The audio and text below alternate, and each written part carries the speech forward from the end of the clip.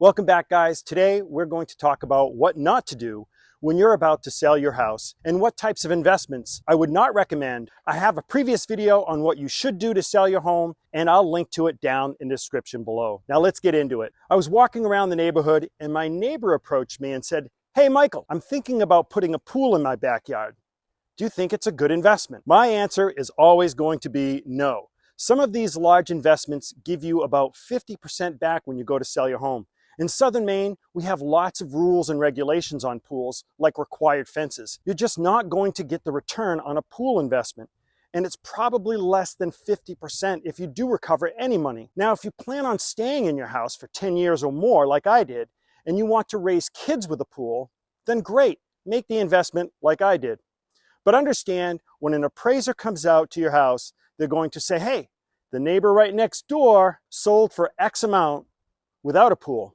I'll give you maybe $50,000 to $60,000 for a pool, and only if it was nicely installed." You're probably putting in about $200,000 right now for a pool in our area of Maine, which is a lot of money. So I'm not going to make that recommendation if you're going to sell your house in the next year or two. You're just not going to get your return on that investment. I want to take a moment and tell you about our Seller's Success Guide that will help you with a strategic plan when preparing to sell your house.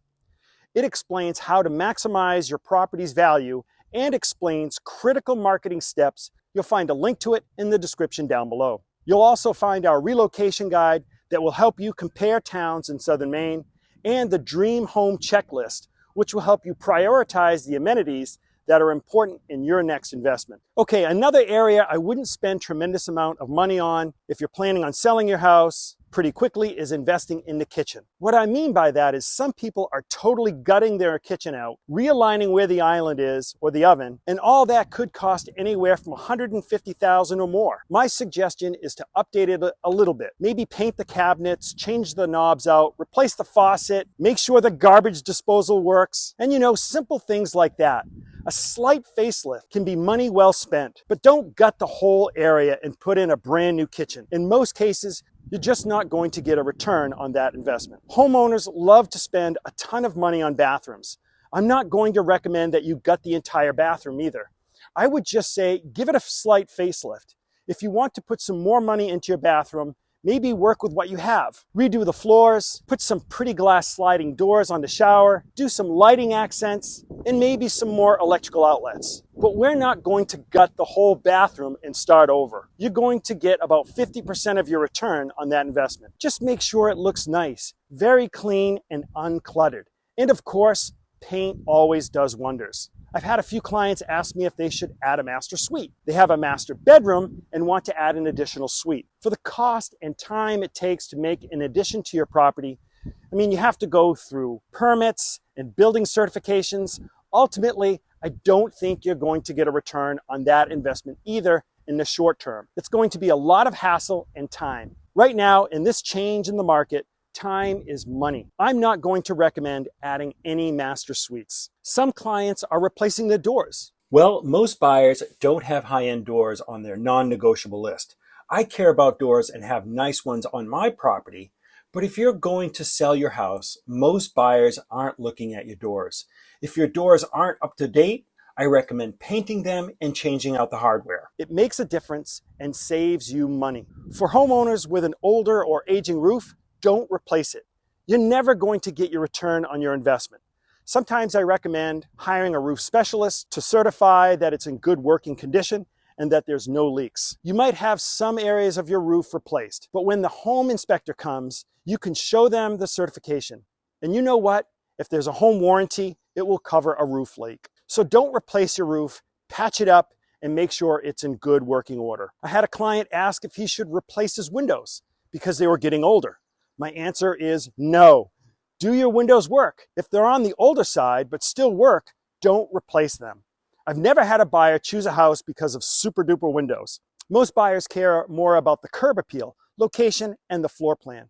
If you have a broken window or one that's leaking, definitely repair it. But don't spend a lot of money on new windows if you're going to sell it. In older properties, furnaces might not be working so well. Most people want heating in their properties, so I recommend replacing it. You don't need the best model available. Just ensure the furnace is in working condition and has some life to it. If you have to have some work done to it, look for refurbished models, closeout models, or second use options. Spending a lot of money on a brand new, top-of-the-line unit won't get you your return on investment. Listen to me. The same holds true with air conditioning units. I suggest having an HVAC specialist inspect them to ensure they're in good working order. If not, buy a new one. In southern Maine, some people want air conditioning. Look for refurbished, slightly used, or closeout models. Buyers won't choose a house based on a high-end air conditioning system. Just ensure it's working and will last a few more years. Now, the things that give you the biggest return on your investment include paint. The color of the year for most paint manufacturers is a creamy, soft white. Choose a neutral color throughout the entire house. And clean your windows. It's worth the investment and will give you a good return. Scrape off popcorn ceilings for a facelift by about 20 years. Remove outdated wallpaper, especially Granny's flamingo print that's yellowing. It's time-consuming, but worth it. If you're interested in selling your home and you're in my area, contact Margaret or I. And for homeowners not interested in selling, keeping your house in good shape is important because maintaining your property over the years will save you from huge investments when you decide to sell. Guys, if you're getting any benefit from this video, please like and subscribe to our channel and check out my next video.